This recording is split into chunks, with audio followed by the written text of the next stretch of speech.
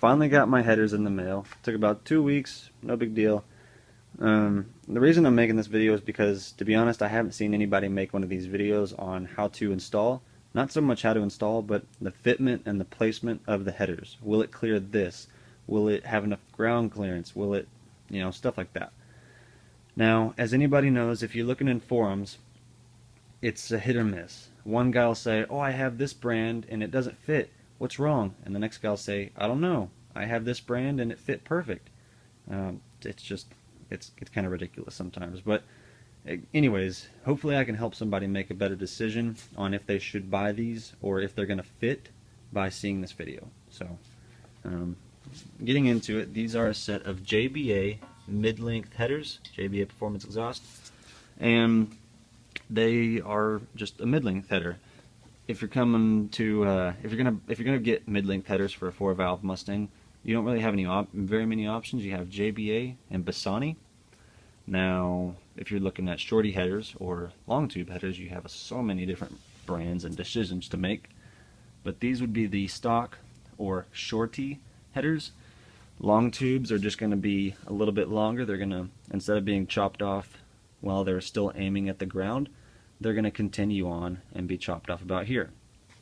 So one problem with long tubes is you have to remove them. No matter what brand you get, don't listen to what anybody says. If you have long tubes, you have to remove the one side, which is the driver or the passenger side, to remove the valve, or to remove, sorry, the transmission.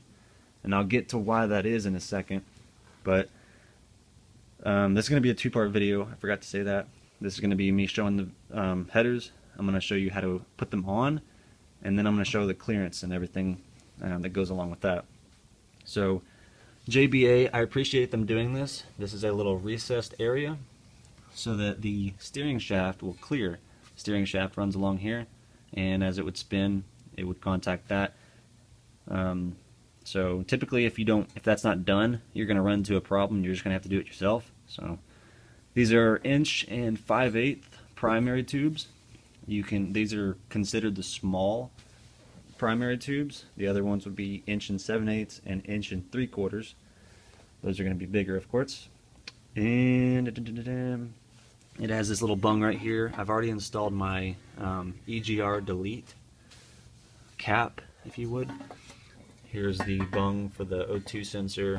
There's the bung for the other O2 sensor. Now, when you're doing headers, it's always a good idea. These gaskets are a set of JBA's exhaust gaskets, and they are lead. So well, they're designed to basically crush, and it's just an exhaust lead gasket. And it's always a good idea to get something like this, which is copper, ultra copper by Permatex. And this is just it says maximum temperature. It's good for, I can't find it. I don't know. It's good for like 750, 800 degrees. And so you would just basically, I'm just gonna put some along the contact patch right there, and then put some along the contact patch at the head, just to ensure a perfect seal. Hopefully I don't have any problems with that. But anyways, now I'm going to set my camera up and show you how to install them in 3, 2, 1. Okay. Hopefully the camera is in a good spot. This is really awkward for me to be able to get in here with the camera like this, but pretty straightforward. You're just going to put it up onto the studs, slide it on, and then put your fasteners on. That's just going to keep it up there. Now, I'm not doing a final install right now. This is just for the video. Whoops, this is just for the video. So there's no gasket up there. I'm just simply putting it up there so that I can show you the fitment. Damn, this bolt.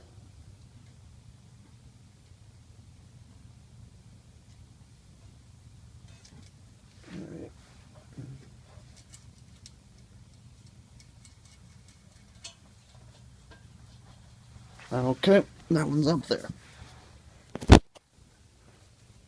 Alright, so this side, being the passenger side, is going to be a little bit trickier.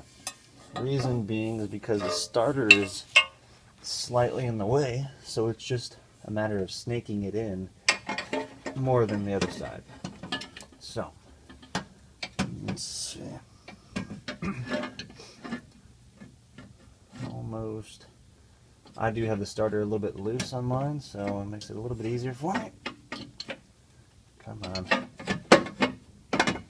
And there it is. So, not difficult, just a little bit harder.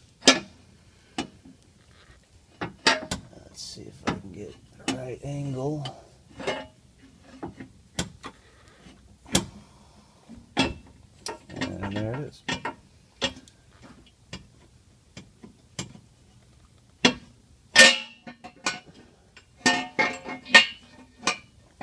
Okay, let me get a fastener up there.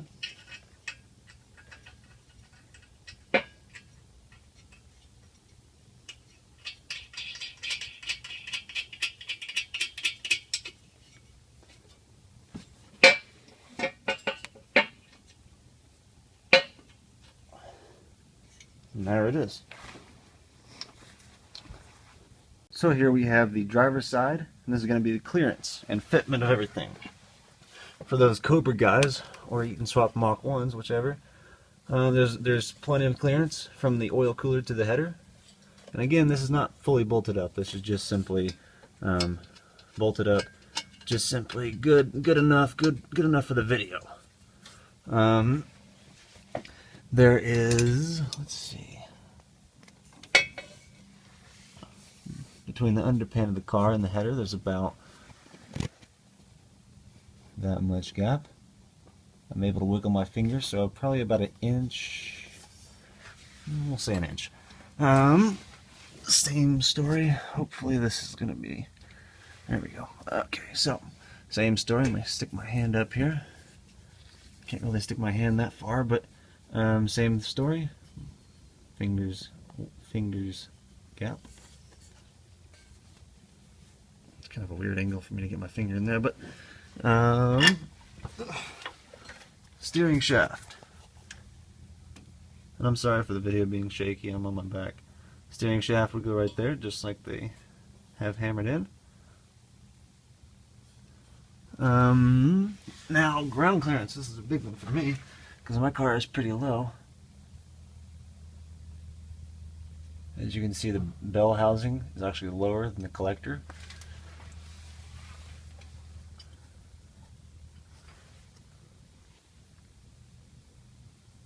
So yeah, that's gonna be pretty. It's gonna tuck in pretty good. It's really close to the underpan of the car, which is good for ground clearance because it means there's more.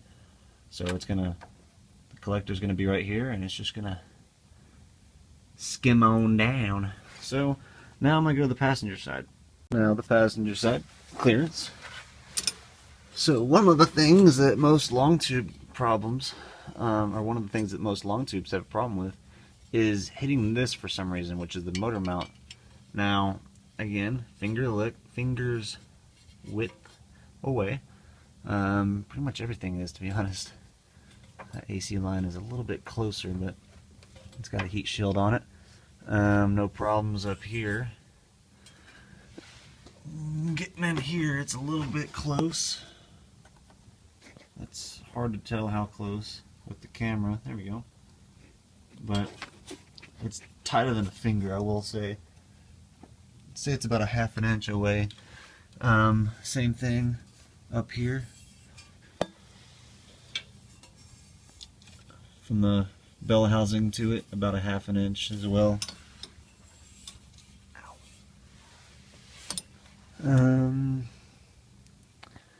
other than that, that's pretty much it. I mean, that's where the K-member's gonna bolt up to it. So now let me see the ground clearance. God, this is so hard on me. Okay. So, that's the body line of the car. And there's the hair. So, again, this one's actually a little bit closer up, a little bit farther up. The other one's a little bit lower to the ground, just sitting there. But yeah, it's gonna have no problem whatsoever, ground clearance wise. So this is where most problems occur if you're talking about dropping the transmission. Because on this side, let's get all the BS out of the way. There we go. So on this side, we have plenty of room to drop the transmission. It would come straight down with very minimum problems. This side, not so much. This side is even kind of close for mid-lengths. As far as mid-lengths are concerned, it's still pretty close. With long tubes, there's just literally no way you can do it. Now, I've been told you can do it with mid-lengths, no problem, but I'll be the judge of that whenever I have to do something transmission-wise.